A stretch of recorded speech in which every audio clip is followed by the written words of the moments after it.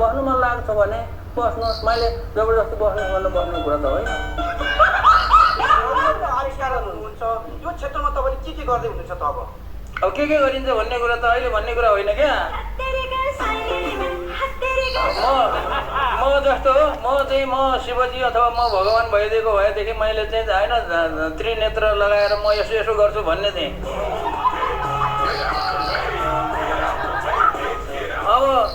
अब जर यहाँ आएर मन्त्री भइएको छ, अब यो त अपरजर किताब बेच्दै गरेको मान्छेलाई यहाँ ल्याएर मन्त्री बनाइदिएपछि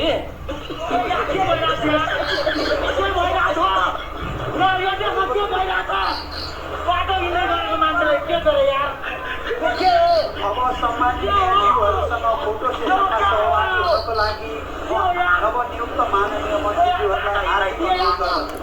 अपरझर अब अहिले नै यो गर्छु भन्ने कुरा चाहिँ नसोच्नुहोस् तपाईँहरूले। पहिलो काम चाहिँ मन्त्रालयमा गएर अब के छ त्यो कुरा बुझ्ने हो।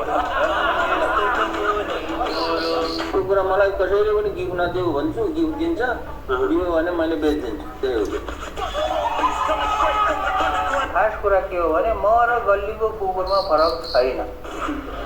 किन ऊ 4 खुट्टे भयो, म चाहिँ 2 खुट्टे भयो। आजको कार्यक्रम के छ?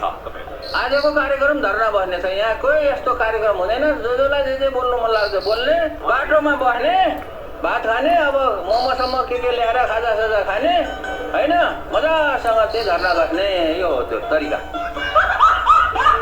आविष्कार अनुसन्धानको लागि नारा लगाउने होइन, अनि जतिसम्म बस्न मन लाग्छ बस्ने, अनि चाहिँ अल्छी लाग्यो भने जाने।